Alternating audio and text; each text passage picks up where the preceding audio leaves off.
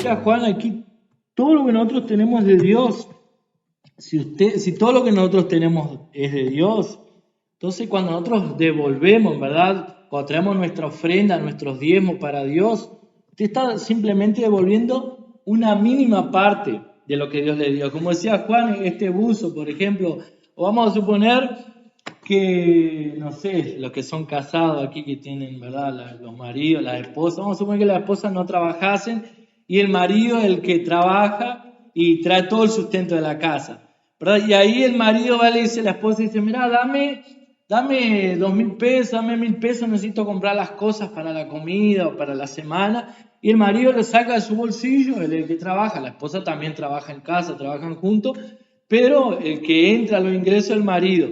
Y él le da, y el marido después le dice, mira, papá, estoy sin un peso, dame 200 pesos, no tenés 200 pesos que me des, o me presta, ahí como dice alguno. ¿Verdad? ¿Y qué es lo que sucede? La esposa dice, sí tengo, tomá, te voy a dar 200.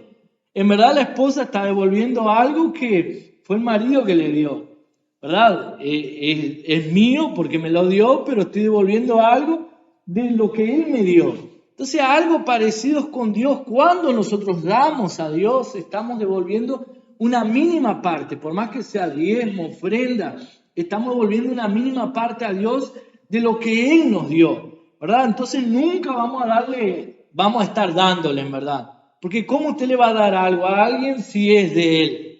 ¿Verdad? Es incoherente, imposible. Pero ¿qué es lo que sucede? Dios encontró la forma de bendecirnos, ¿verdad? El que nos creó, el que tiene el manual de cómo usted debe hacer para que todo le salga bien. Vio que cuando usted compra cualquier aparato, cualquier instrumento, cualquier cosa, cualquier electrónico, electrodoméstico, viene un manual, ¿verdad? Y el que inventó ese manual le enseña para usar, a pesar que nosotros lo tiramos por ahí, intentamos, o cuando viene un mueble que lo compra desarmado, viene el manual de cómo armarlo, y a veces lo tiramos y después nos partimos la cabeza, ¿verdad? Pero lo más práctico es mirar aquel manual, pieza 1, colóquela así, bueno. Pieza 2, júntela. Tornillo A, tornillo B, tornillo C. Bueno, tornillo A, bueno, lo que voy a necesitar. Lo mismo un aparato cualquiera, usted agarra el manual y dice, este es para grabar, este es para el sonido.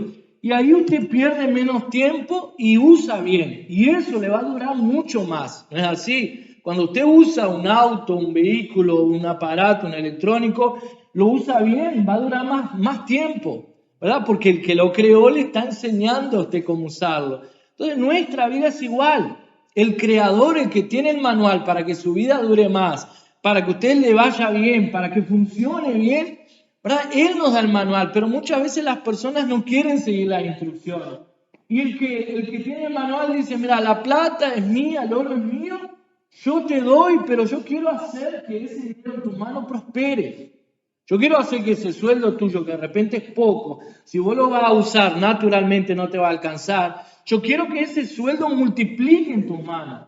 ¿Qué es lo que hace Dios? Dice, bueno, trae el diezmo, trae la ofrenda, lo consagrás, eso es santo y eso va a permitir que yo pueda reprender el devorador en tu vida, que yo pueda reprender los gastos innecesarios en tu vida, que no tengas que gastar más de lo que deberías gastar. Yo voy a darte sabiduría para que puedas administrar lo que tenés en tus manos, ¿verdad? Pero todo viene de Él, incluso la sabiduría para saber cómo usar nuestro dinero. Muchas veces los problemas financieros nuestros, muchas veces decimos, Señor, me gustaría tener para ofrendar en tu obra, pero no tengo. Tú sabes que si ganase más, ¿verdad? Si ganase más yo te daría. Algunas personas piensan así, pero Dios dice no. O sea, no necesitas ganar más. Lo que necesitas a veces es gastar menos. No es ganar más, gastar menos. O gastar en cosas necesarias, ¿verdad? Aquello que te gastaste ¿para qué te compraste aquello? ¿Lo vas a usar? No, lo compré porque estaba en la liquidación oferta. Fue al Tata y decía oferta, lleve 5 por tanto. Y usted dice, el precio normal de esto es, ¿verdad? Eso es algo que siempre hablamos con Cristiano. El precio normal es tanto, pero está barato. Y yo le digo a Cristiano, vos no necesitas, lo vas a usar o lo vas a comprar porque está barato y después lo tenés guardado. Hay gente que dice, no, porque el precio normal son 2.000 pesos, está 1.000 pesos, la mitad del precio, pero lo va a usar a eso.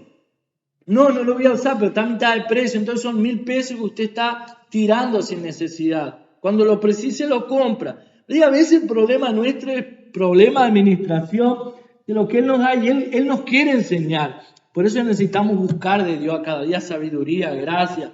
Amén. Y de cierta manera el pasaje que leyó Juan ahí tiene que ver con la palabra que nosotros vamos a compartir aquí. ¿Verdad? Que hoy es el día, ¿qué día es hoy? El culto, ¿qué es el culto de la esperanza? Es el culto donde invitamos a alguien para venir, ¿verdad? Para oír la palabra de Dios. Entonces la palabra tiene que ver con una palabra evangelística, pero al mismo tiempo tiene que ver con una palabra para su vida hoy en esta mañana. ¿Verdad? Aquel que no conoce al Señor, es bueno que escuchase esta palabra, pero nosotros estamos aquí, es bueno que la escuchemos también, ¿verdad? Y la palabra que yo quería compartir, y usted tal vez va a pensar en otra cosa cuando yo le diga, pero no vamos a hablar sobre Josué, es el clamor, o sea, vamos a hablar, pero no específicamente, el clamor que hizo caer la muralla y detener el sol, el clamor que hizo caer la muralla y detener el sol. ¿De qué se acuerda usted cuando digo eso? Josué, Jericó, Josué cuando oró y el sol paró, Josué cuando oró y las murallas de Jericó cayeron. Sí, tiene algo que ver, pero no exactamente vamos a hablar sobre eso. Abra allí Marcos capítulo 10. Marcos capítulo 10, versículo 45 y 46. Marcos capítulo 10, versículo 45 y 46. Dice así: porque el Hijo del Hombre no vino para ser servido. ¿Cuándo hablamos de esa palabra? Domingo pasado, ¿se recuerda que usamos este mismo pasaje?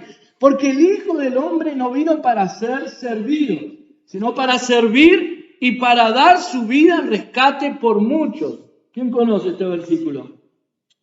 Lo leímos la semana pasada, cuando hablamos sobre servir, porque Él vino a servir, nosotros servimos. Pero aquí sigue el siguiente versículo, versículo 46. Entonces vinieron a Jericó, y al salir de Jericó, Él y sus discípulos y una gran multitud, Bartimeo el ciego, hijo de Timeo, estaba sentado junto al camino mendigando. Amén. Cierre sus ojos ahí. Padre, en el nombre de Jesús, en esta mañana te damos gracias por tu palabra, te damos gracias por lo que tú eres, Señor. Te damos gracias por lo que tú quieres hablar con nosotros. Oro, Señor, para que esta palabra sea clara, entendible. Abre, Señor, el entendimiento, abre nuestra mente, Señor, para entender. Que no sea simplemente una palabra más, sino que sea tu palabra hablando en nuestros corazones de una manera clara, específica. En el nombre de Jesús, amén y amén.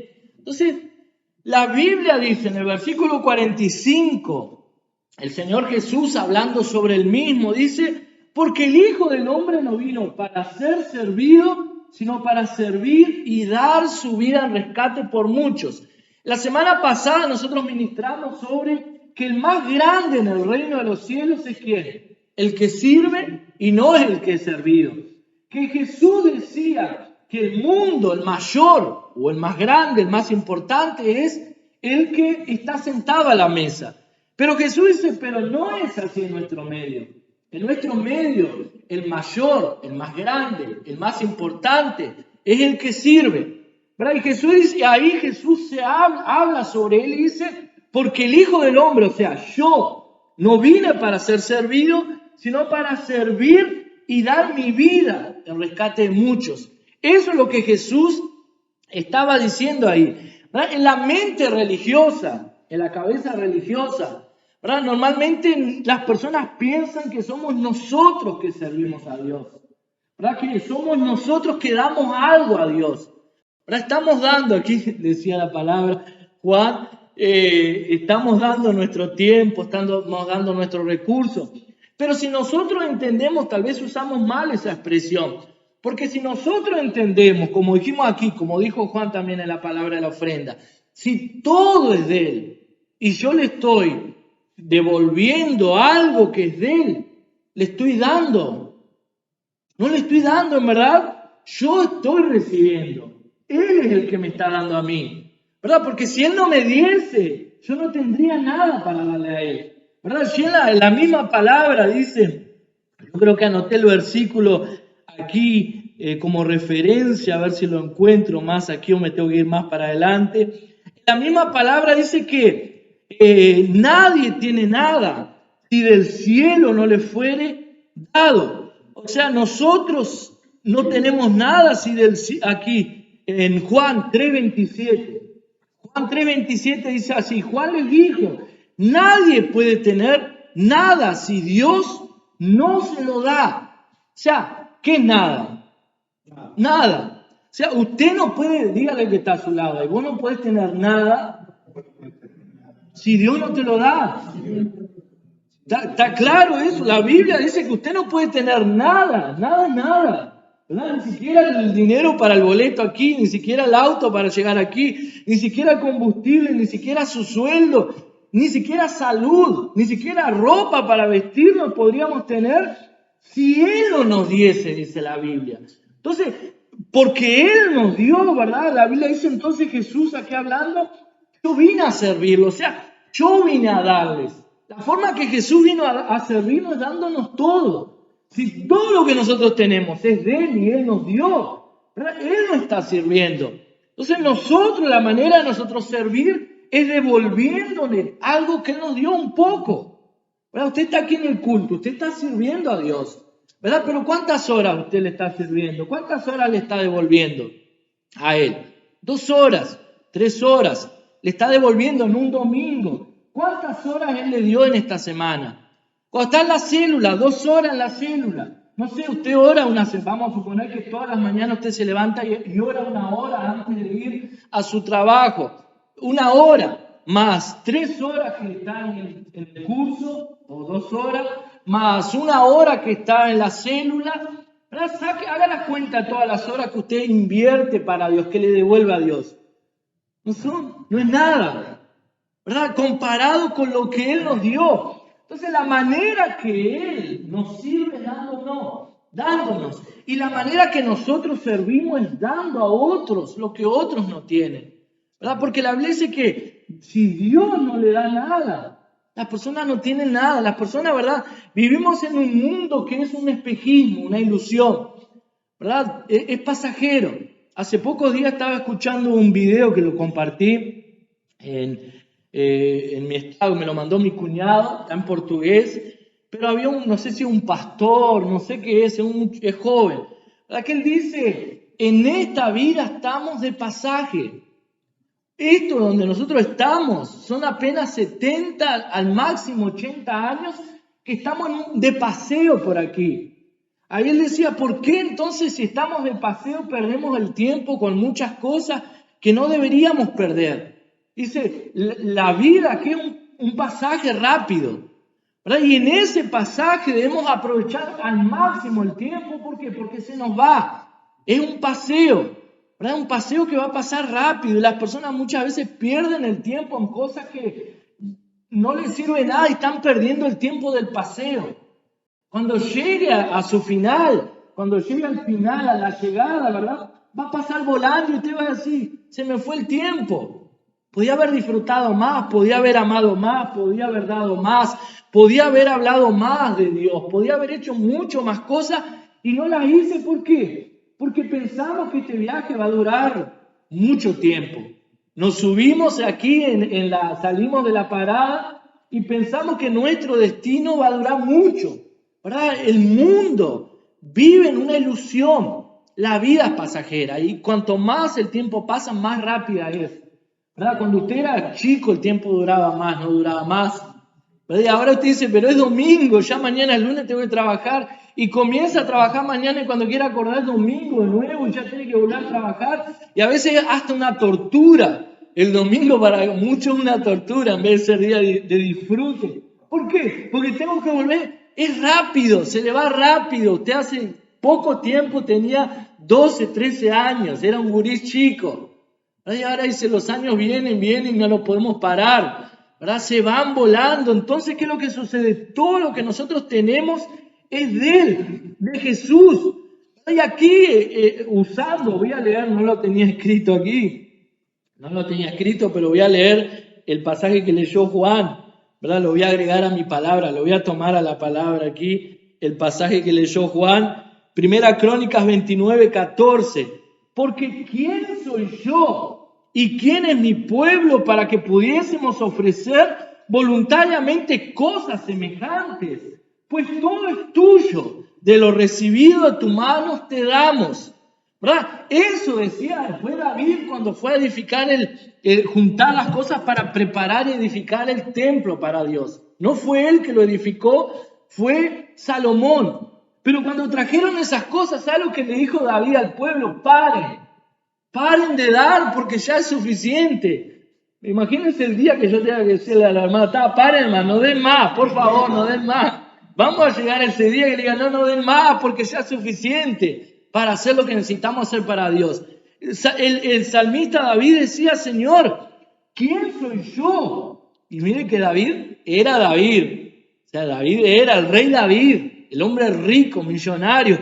¿Quién soy yo para darte? ¿Y quién es este pueblo para dar que pudiésemos ofrecer voluntariamente cosas semejantes? Estaba hablando plata, oro, ¿verdad? Riqueza. Pues todo es tuyo y de lo recibido en tu mano te damos. En el Salmo 116, el salmista decía, ¿qué pagaré a Jehová por todos sus beneficios para conmigo? O sea, ¿qué le puedo dar? Y él decía, vamos a abrir ahí el Salmo 116. Salmo 116, mire, del 12 al 2 y 13.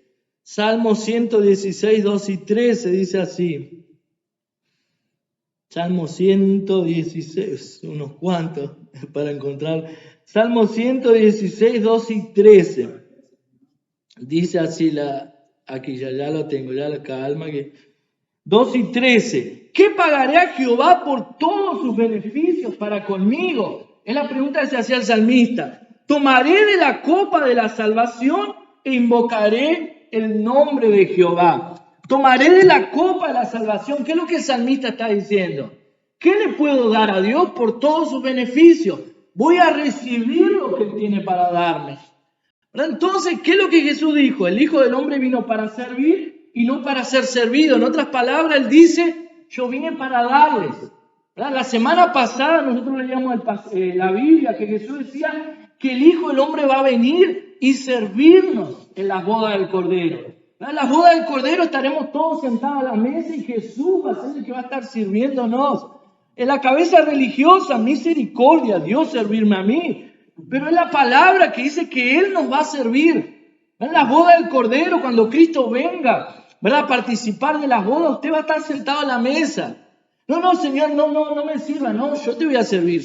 Y la Biblia dice que Jesús dice, yo los voy a servir. O sea, Él es el que nos sirve. ¿Verdad? Muchas personas, como decíamos, tienen ese concepto, pero yo lo estoy sirviendo a Dios, yo le voy a dar, yo vengo, ¿verdad? Incluso en muchas iglesias se predica, no tenemos que venir a buscar de Dios, tenemos que ofrecerle a Dios, ¿verdad? Usted no está aquí para buscar de Dios, usted no viene aquí, usted no es interesero a venir a buscar de Dios, usted tiene que darle a Dios, pero no es lo que la palabra dice, porque dice, ¿qué le voy a dar a Dios? ¿Qué le puedo dar? ¿Qué le puede dar usted a Dios? ¿Verdad? ¿Qué tiene usted para darle a Dios? Si todo es de Él. ¿Verdad? Si todo le pertenece a Él, el salmista decía, ¿qué pagaré por todos sus beneficios? Tomaré la copa de la salvación, o sea, voy a tomar lo que me da. La copa de la salvación, o sea, voy a recibir y ahí invocaré el nombre de Jehová. ¿Verdad? Lo servimos cuando recibimos lo que Él tiene para nosotros. Imagínense un hombre rico, millonario. Una persona rica, yo soy rico, millonario. Y tengo mucha riqueza, yo quiero bendecirlo a ustedes. Yo quiero a cada uno darle dinero. ¿Verdad? Pero ahí usted llega y dice, no, yo no necesito. Yo puedo trabajar. ¿Verdad? El orgullo, que gracias a aquí nadie es orgulloso, todos somos humildes, ¿verdad? No, yo puedo trabajar, yo no quiero que me dé un centavo. No, pero yo quiero darte, o sea, yo tengo. Si yo me muero mañana, todo este dinero va a quedar por ahí y quién sabe quién lo va a usar. Pero yo quiero dártelo, mientras estoy aquí quiero dártelo. Y ahí usted dice, no, yo no quiero, no, muchas gracias. ¿Sabes lo que va a suceder si yo tengo un corazón generoso? Yo voy a decir, o sea, ¿por qué que no quiere recibir? Ahí el otro que viene y dice, no, sí, yo quiero, dame, bueno, yo voy a darle y voy a sentir placer. Porque lo que dijo Juan aquí, así como dijo Jesús, más bienaventurado el que da que el recibe. Entonces, si yo tengo mucho para dar y le doy a usted, usted va a quedar feliz y yo voy a quedar mucho más feliz que usted. No es así. No es cuando usted le da algo a alguien, usted ya ve que la persona queda feliz, pero ¿quién queda más feliz? Usted que le dio a la persona que recibió. ¿Verdad? Dentro suyo hay aquel placer así. Qué bueno que le di, qué bueno que lo puedo ayudar, qué bueno. Hay un sentir, ¿verdad?, que Dios colocó dentro de nosotros de realización. Estoy siendo realizado. Yo estoy mucho más feliz que él que recibió. Dios es lo mismo, ¿verdad? Dios tiene mucho para darnos. Pero muchas veces nosotros lo entristecemos cuando no recibimos lo que Él tiene para darnos. Él tiene mucho, Él nos quiere servir. Pero muchas veces nosotros pensamos que somos nosotros que lo estamos sirviendo. Pero es Él, ¿verdad? Entonces, si hay algo que desagrada a Dios, es cuando no recibimos lo que Él tiene para darnos. ¿Y cómo no recibimos cómo recibimos lo que Él tiene para darnos? Es a través de la fe. ¿Cómo recibimos las cosas de Dios? A través de la fe, ¿verdad? Y la Biblia dice que sin fe es imposible agradar a Dios. Y muchas veces no recibimos lo que Dios tiene para nosotros. ¿Por qué? Por falta de fe. Y cuando no tenemos fe, desagradamos a Dios. ¿Cuándo agradamos a Dios? Cuando tenemos fe. Es interesante que Jesús, ¿verdad?, cuando fue a llamar la atención de los discípulos, Él no le dijo, oh hombres que oran poco, oh hombres que ayunan poco, oh hombres que tienen falta de disciplina, oh hombres con poco sacrificio. ¿Qué fue lo que le dijo a los discípulos? Oh hombres de poca fe, de pequeña fe. O sea, ¿cuál era el problema de los discípulos? Era poca fe, falta de fe. ¿Y la fe qué es? La fe es la mano que recibe lo que Dios tiene para darnos. Lo que pasa es que a veces nosotros pensamos que Dios no nos quiere dar, y cuando usted piensa que Dios nos quiere darnos, no recibimos. Y ahí entonces, volviendo aquí al versículo 46 que leímos al inicio, decía así el versículo 46. Entonces vinieron a Jericó, y al salir de Jericó, él y sus discípulos y una gran multitud, Bartimeo el ciego, hijo de Timeo, estaba sentado junto al camino mendigando. O sea, la Biblia dice que Jesús pasó por Jericó, ¿verdad? ¿Qué era Jericó? Jericó era una ciudad maldita. Josué la maldijo. Cuando Josué destruye la ciudad, ¿verdad?, destruye Jericó, cuando caen las murallas, Josué lanza una maldición sobre aquella ciudad y dice, maldita sea esta ciudad. Todo aquel que decidiera edificar esta ciudad, su primogénito morirá y su descendencia, sus hijos van a morir. La Biblia dice que muchos años después, si tengo la referencia aquí, en Primera de Reyes 16:34, Primera de Reyes 16:34 dice así, en su tiempo, y él de Betel reedificó a Jericó, a precio de la vida de Abiram, su primogénito, echó el cimiento, y a precio de la vida de Segub, su hijo menor, puso sus puertas, conforme a la palabra que Jehová había hablado por Josué, hijo de Nun. O sea, Josué había maldecido Jericó. La Biblia dice que muchos años después, este hombre aquí llamado Hiel de Betel reedificó Jericó. Pero reedificó la ciudad a costa de ¿qué? De la muerte de su primogénito y de la muerte de su hijo menor. ¿Por qué? Porque Josué había lanzado allí una maldición. O sea, la ciudad Jericó era una ciudad maldita. Pero Jesús estaba pasando, el Rey de Reyes y Señor de Señores, estaba pasando por un lugar de maldición, donde había maldición. Y al llegar a aquel lugar, dice la Biblia entonces que él se encuentra con un hombre que estaba allí mendigando. ¿verdad? Un hombre que estaba allí mendigando. Yo sé que usted tal vez puede decir el nombre de aquel hombre era Bartimeo. Usted sabe que aquel hombre no se llamaba Bartimeo. La Biblia no dice el nombre de él, ¿verdad? Usted sabe que aquí en Uruguay no es común. En Brasil, ¿verdad? Es común, por ejemplo, los hijos, ponerle el nombre a los hijos. El padre se llama Luis, el nombre del hijo es Luis Filho, Luis Hijo. ¿Verdad? No sé si ustedes, los que les gusta el fútbol, no sé si es de Holanda, los jugadores de Holanda, que casi todos se llaman Van der Van no sé cuánto. Ese Van significa hijo, ¿verdad? Hijo de tanto, es lo mismo que se usa en otros países, en Brasil, ¿verdad? En Brasil pueden, en fulano, hijo, ¿verdad? En Holanda, creo que son los jugadores de Holanda los que conocen más de fútbol. Ese Van, él es padre, significa hijo de tanto, ¿verdad? En nuestro país no es muy común eso, pero en la Biblia sí era común. Por eso cuando Jesús llama a Pedro, le dice, Simón Jonas era hijo de Jonás. En algunas Biblias aparece claro. Este hombre que estaba mendigando en el camino era ciego, lo que sabemos que era ciego. Pero él era, dice la Biblia, que era hijo de Timeo. La Biblia dice ahí, en el mismo capítulo 26, lo aclara para que no le quede duda. El versículo 46 dice ahí, y entonces vinieron a Jericó, y al salir de Jericó, él y sus discípulos y una gran multitud, Bartimeo el ciego, era conocido por Bartimeo el ciego, hijo de Timeo, ahí ya está claro, Bartimeo, que significa hijo de Timeo, estaba mendigando hacia la orilla del camino. Y dice la Biblia que había una gran multitud. Había una gran multitud que seguía a Jesús, ¿verdad? Allí por Jericó. Entonces, había dos cosas importantes aquí. Primero, que era una ciudad maldita.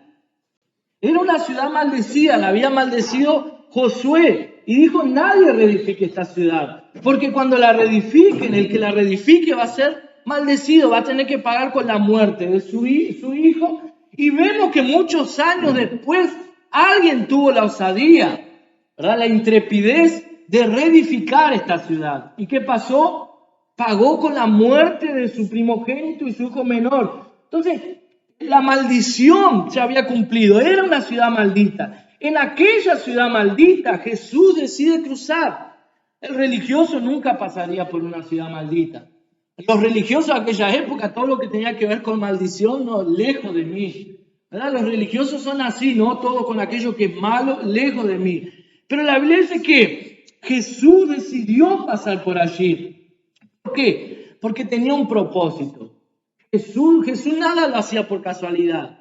Jesús todo dice que Él vino a hacer lo que el Padre le mandó a hacer. O sea, el Padre lo mandó a hacer ir y pasar por una ciudad maldita para encontrar un hombre que era maldito, un hombre que era ciego, un hombre que era mendigo. ¿Verdad? Para la sociedad, el mundo en el cual vivimos, el mundo va a buscar personas importantes. Jesús va a buscar personas menos importantes. Y dice la palabra entonces que él fue a Jericó y se encontró allí justamente con Bartimeo, hijo de Timeo. Un hombre no tenía nombre, era ciego, era maldito, porque vivía en una ciudad que era maldecida, y aparte de eso, ¿verdad? No tenía nombre. Pero Jesús fue a encontrarse con aquel hombre. Otra de las cosas, el nombre tiene un significado.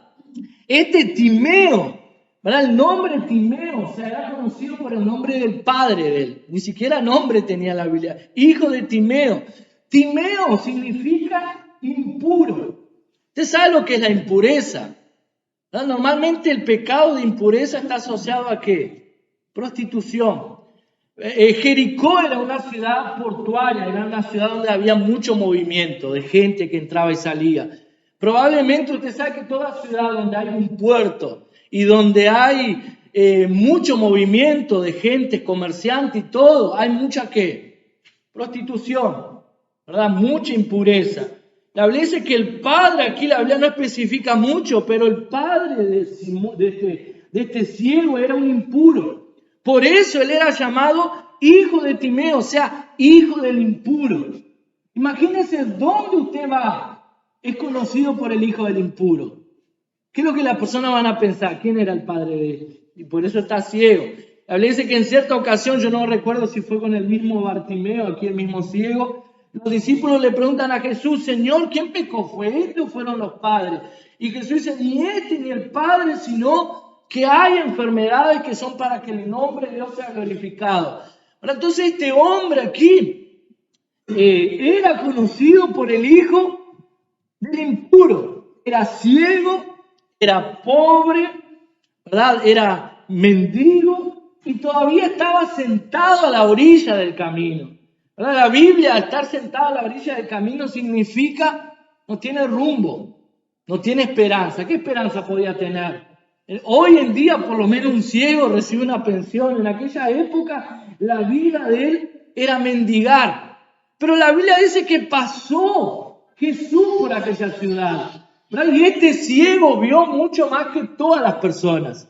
Cuando Jesús pasó por aquella ciudad, dice allí en Lucas, vamos a leer Lucas 18, dice así, Lucas capítulo 18, versículo 35 al 37, Lucas 18, dice así, un hombre principal le preguntó, dice Lucas 18, 35 al 37, perdón.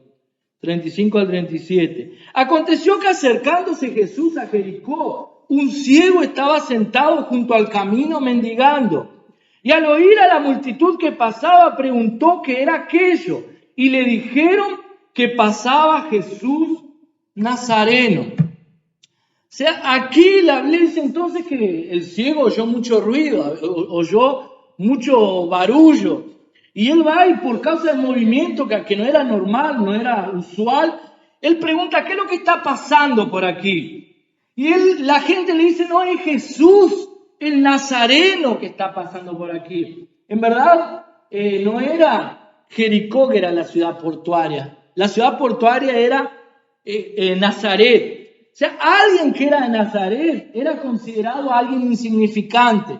¿Verdad? Cuando Andrés llama a su hermano Natanael para decirle que Jesús estaba allá, Natanael pregunta, ¿quién es ese Jesús? ¿De dónde es? Y Andrés le dice, es Jesús de Nazaret. ¿Y cuál es la respuesta que le dice Natanael a su hermano Andrés? Que era la respuesta que todo judío decía, de Nazaret puede salir algo bueno. Porque Nazaret, ahora sí, como le decía, Nazaret era una ciudad portuaria. Entonces, por causa de ser una ciudad portuaria, era una ciudad donde había mucha prostitución, era una ciudad donde tenía mala fama. ¿Verdad? ¿Cómo decir una ciudad que no es reconocida, una ciudad que tiene mala fama? Y la gente, cuando Jesús llegaba, le decían, es Jesús de Nazaret. Hoy nosotros lo leemos y decimos, wow, Jesús de Nazaret es importante, ¿verdad? Porque hoy para nosotros parece algo así, wow, ¿verdad? Algo de honra, algo honroso, sí que Jesús de Nazaret, ¿no es? De leer Jesús de Nazaret es algo honroso, pero en los tiempos bíblicos no era honroso, era deshonra, ¿verdad? Cuando alguien decía, es Jesús de Nazaret, estaba diciendo, es Jesús de la ciudad que no es importante, es Jesús de la ciudad que es discriminada. Por eso que la respuesta a Natanael fue, de Nazaret puede salir algo bueno. Entonces, si el judío pensaba que de Nazaret no podía salir nada bueno, Jesús no era ¿qué? No era nada bueno, porque de Nazaret no sale nada bueno. Y la gente, la multitud decía, es Jesús de Nazaret que está pasando por aquí. Pero ¿por qué es que digo que el ciego vio más que todos? Porque el ciego cuando vio que era Jesús de Nazaret que estaba pasando por aquel lugar, él comenzó a clamar, ¿verdad? Él comenzó a gritar, ¿verdad? Jesús, hijo de David, ten piedad de mí. Jesús, hijo de David, ten piedad de mí. Dice la Biblia que la gente decía, cállate, estás incomodando al maestro, no grites más. Y cuanto más la gente lo mandaba a callar, él gritaba más alto, Jesús, hijo de David, ten compasión de mí.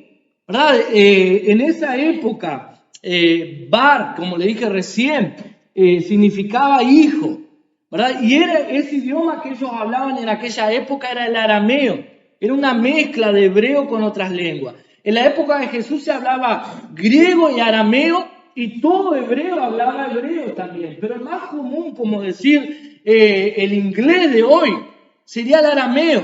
Y aquel ciego comenzó a gritar, usted conoce esa palabra, Yeshua Bar Dawid Aneni. Está aprendiendo arameo conmigo aquí ahora, clases de arameo. Él gritaba Yeshua Bar significa ¿qué? Hijo, Bar Dawid. ¿Qué significaría David? David. Yeshua Bar Dawid Anani. Él estaba gritando, Jesús, hijo de David, ten compasión de mí. Es interesante, ¿por qué? ¿Por qué que el ciego vio más que toda la gente? Porque la gente decía, Jesús, insignificante, está pasando por aquí. El ciego dice, Jesús, el rey, está pasando por aquí. ¿Por qué? Porque Jesús era descendiente del rey David. Naturalmente, yo sé que mucha gente tal vez no sepa, naturalmente tanto María como José, que José no era el padre de él, era el padrastro, tanto María como José eran descendientes de David, del rey David. En la sangre, como hombre de Jesús, había sangre real. Jesús era descendiente, estaba en la genealogía del rey David.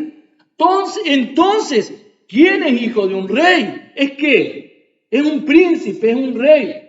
Cuando la multitud gritaba, decía Jesús de la ciudad donde no sale nada bueno, o sea, Jesús el que no es bueno, no es importante, está pasando por aquí. Pero el ciego comenzó a decir, Rey, ten compasión de mí. Jesús, hijo de David, mientras todos veían a Jesús como el nazareno, el ciego veía a Jesús como el hijo de David. El rey está pasando por este lugar. Y fue el único que atrajo la atención de aquel hombre. ¿Por qué? Porque de la manera como nosotros vemos a Jesús, de la manera como vemos a Dios, va a ser la manera como lo vamos a atraer o vamos a ¿qué? Apartarlo de nosotros. ¿Verdad? Muchas veces, muchas personas no dan ese valor a Jesús, a Dios. ¿Verdad? Para muchos Dios es una segunda opción. Para muchos Dios es solamente cuando lo necesito, ¿verdad? Cuando estoy necesitando. No, yo sé que Dios es lo primero en mi vida. Pero ¿será que en la vida muchos es lo primero? O primero está el trabajo, primero la familia, primero miles de cosas, y si sobra el tiempo le doy a Jesús. Tal vez en la vida de muchos Jesús es Jesús de Nazaret, ¿verdad? Pero que en su vida, en nuestras vidas, sea Jesús, hijo de David. Si en este lugar, o sea, su casa, o si usted se entera, ¿verdad? Que el presidente está allí en su casa, está en la esquina, ¿qué es lo que las personas hacen? Salen corriendo a verlo. El presidente está en la esquina, el jugador. Yo decía en Tacuarembó allá, cuando estuve el domingo ministrando allá, porque uno de los jugadores de la selección sub-20 es de allá de Tacuarembó. Llegó que incluso estuvo en la célula nuestra en Tacuarembó, aquel Duarte, ¿cómo era el nombre de él? Duarte, no me acuerdo era el nombre de él. El jugador de la sub-20, él es de Tacuarembó, incluso estuvo en nuestra celda, y cuando era chiquito allá, me acuerdo que él jugaba en el barrio donde nosotros vivíamos. Entonces lo conocemos desde chico. Las personas lo conocen desde chico. Tacuarembó, vio que es ciudad del interior, todo el mundo se conoce. Pero antes, cuando era un gurí chico, estaba jugando en la calle, decía, este me tira la pelota para mi casa, este todos los días jugando con esa pelota ya me tiene cansado, le va a cortar la pelota, se la voy a hacer. Estos gurises no hacen otra cosa que molestar. Y lo corrían cuando estaba jugando en la vereda de la casa de ellos con la pelota. Me vas a patear el auto, me vas a romper un vidrio, pelate, gurí, en mi casa con esa pelota. Después que crece, que es importante, todo el mundo dice, yo lo conocí, él jugaba enfrente a mi casa, yo le corté la pelota varias veces, yo he jugado con mi gurí, todo el mundo es amigo, ¿vio? Todo el mundo lo conoce, todo. ¿Por qué? Porque es importante, porque ahora es famoso todo el mundo, pero esa fama pasa, ¿verdad? ¿Por qué que muchas veces con Jesús es diferente? A veces las personas no paran para pensar, el Rey de Reyes, voy a buscarlo, el Rey de Reyes voy a estar con él, el Rey de Reyes voy a darle lo mejor de mi tiempo, el Rey de Reyes voy a darle lo mejor de mi vida. El ciego entendió, ¿verdad? El ciego entendió quién era y comenzó a gritar, Jesús, hijo de David, ten compasión de mí. Él lo vio como un rey, las personas no lo vieron. O sea, el ciego vio mucho más que todo el mundo. Y ahí creo que las personas dijeron, cuando él comenzó a gritar, allí 10:48, que leímos Marcos, capítulo 10, volviendo a Marcos. Marcos, capítulo 10, versículo 48. Dice así, mi Biblia no me ayuda. Marcos 10, 48. ¿Vos estás proyectando ahí, Juan? Dice así, 10:48. Y muchos le reprendían para que callase, pero él clamaba mucho más, Hijo de David, ten misericordia de mí. ¿Por qué que decíamos aquí al inicio la palabra, verdad? Cuando ministramos aquí el clamor que hizo caer la muralla y detener el sol. Tal vez usted pensó que iba a hablar de Josué, pero no. Iba a hablar del ciego de Jericó. Parece que él comenzó a gritar y la gente le decía, cállense. Y él comenzó a gritar mucho, mucho más todavía. ¿Y qué es lo que hizo? Atrajo a Jesús. ¿Será que Jesús no lo estaba escuchando? Jesús lo estaba escuchando. Jesús sabía que aquel ciego iba a estar allí, ¿verdad? Pero Jesús estaba viendo el corazón de aquel ciego y comenzó a gritar. La verdad es que cuando las murallas cayeron, ¿qué es lo que el pueblo de Dios tuvo que hacer? Gritar, ¿verdad? Josué le dice, bueno, vamos a rodear. Tengo una estrategia de guerra aquí que es la mejor estrategia de guerra. Y todos los capitanes, los generales, los soldados, todo expediente de batalla, dice, vamos a hacer lo siguiente. Vamos a dar 7 vueltas a la ciudad de Jericó durante 7 días. Al 7º día vamos a dar 7 vueltas a la ciudad de Jericó, una ciudad amurallada. Y en la 7ª vuelta vamos a gritar y tocar trompeta. Imagínense los soldados de guerra, ¿verdad? Esa es la estrategia de guerra. Está loco este hombre, vamos a morir todos. ¿Cómo vamos a pelear? ¿Cómo tenemos que pelear? No. Esa es la dirección que Dios dio. Dios dijo que vamos a dar 7 vueltas y en la última vuelta vamos a gritar. En la última vuelta ellos comenzaron a gritar. ¿Y qué es lo que hicieron? ¿Qué sucedió? La muralla cayó. Este ciego comenzó a gritar. ¿Y qué es lo que sucedió? Jesús vino a su encuentro y la maldición que había sobre su vida cayó. Él le pregunta, Señor, ¿qué quieres que te haga? Le dice Jesús. Y el ciego dice que recobre la vista. Y en aquel momento comenzó a ver nuevamente toda aquella vida de maldición, toda aquella vida de estar mendigando, toda aquella vida que vivió de sufrimiento fue destruida con un solo grito. Imagínense si él se hubiese callado. Si hubiese dicho una vez sola, Jesús, hijo de David, y cuando la gente le dijo, callate que lo está molestando, él hubiera dicho, no, lo políticamente correcto es callarme, me voy a callar. Si aquel hombre se hubiese callado, ¿qué hubiera pasado? Hubiera perdido la bendición sobre su vida, ¿verdad? Si aquellos hombres cuando rodearon la muralla dijeron, ve una ridiculez, ¿cómo voy a gritar? Si no hubiesen gritado, ¿qué es lo que hubiera sucedido? Las murallas no hubiesen caído, ¿verdad? Pero ¿qué es lo que sucedió? Ellos comenzaron a gritar. ¿Sabe que hay momentos en nuestra vida que usted tiene que gritar también?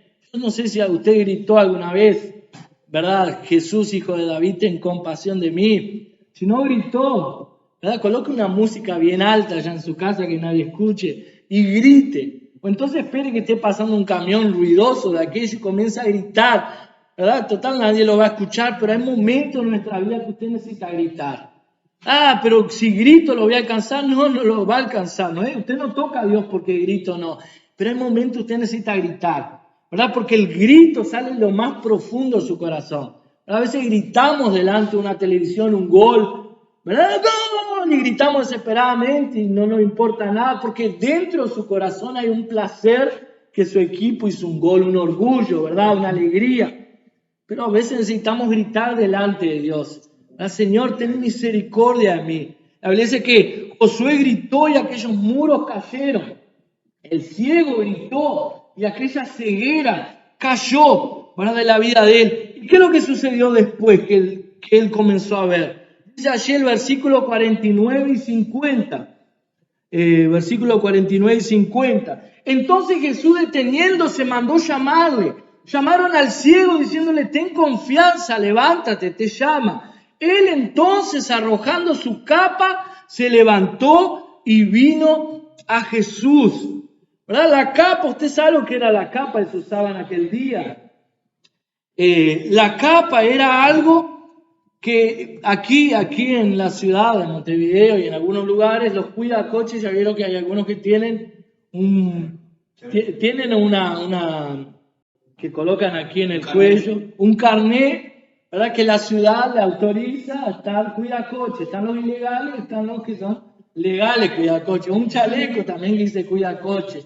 Es una autorización que la ciudad le da, no sé cómo funciona eso. Por lo menos yo he visto gente con carnet que dice cuidacoche. No sé si eso es la intendencia, le da, pero es algo que le dice que es un cuidacoche oficial. Entonces, ¿qué es lo que sucede? En la época bíblica existían los ciegos, los deficientes legales. ¿Y cuáles eran los deficientes legales? Aquellos que tenían una capa. Entonces, cuando usted veía a alguien que tenía una capa como esta, era algo que se le daba para reconocer que realmente era un ciego. Entonces, cuando usted veía la capa, decía: no, este no es un vivo, este no es alguien que está fingiendo. Porque en aquella época había vivos como los vivos que hay ahora, ¿verdad? Siempre hubieron. De fingir que era mendigo, que era ciego y para que le diesen limosna. Aprovechado. Entonces, en aquella época, el ciego, el deficiente oficial, usaba una capa. Pero la Biblia dice que cuando Jesús lo llama, él va, y arrojando su capa, se levantó y vino a Jesús. Cuando él tiró la capa, ¿qué es lo que estaba haciendo? Se terminó la vida de ciego, se terminó la vida de mendigo. Pero ahora lo voy a comenzar a seguir. Y dice ahí en el versículo 51, respondiendo Jesús le dijo: ¿qué quieres que te haga? Y el ciego le dijo: maestro, que reciba la vista. Y Jesús le dijo: vete, tu fe te ha salvado. Y enseguida recobró la vista y seguía a Jesús en el camino. La Biblia dice que Jesús lo sana. Le dice: ¿qué quieres que te haga? Y él dice que recobre la vista. Tira su capa y ahora comienza a seguirlo. Es interesante que no todo el mundo comenzó a seguir a Jesús. La Biblia dice allí en el endemoniado gadareno que le dijo: Señor, permíteme que te siga. Y Jesús dice: no, vos no me podés seguir. Vos quedate en tu familia, quedate en medio de tus parientes y hablá lo que Dios hizo en tu vida. Y el ciego se quedó allí en medio de los familiares. Fue uno de los pocos que no siguió a Jesús, el endemoniado. Pero la Biblia dice que el ciego, enseguida que fue sanado, comenzó a seguir a Jesús. Comenzó a seguir a Jesús en el camino. Amén. ¿Por qué? Porque Jesús restauró su vida. Porque Jesús cambió su vida. Nosotros también hoy tal vez podemos leer esa historia y usted diga: ¿pero qué se aplica eso a mi vida? Se aplica así. Nosotros un día éramos ciegos. Nosotros un día estábamos perdidos. Nosotros un día vivíamos una vida de maldición. Éramos malditos. Un día nosotros éramos conocidos como el hijo del impuro también. Pero un día el Señor pasó nuestro camino. Lo encontramos, ¿verdad? Comenzamos a gritar: Señor Jesús, ten misericordia de mí.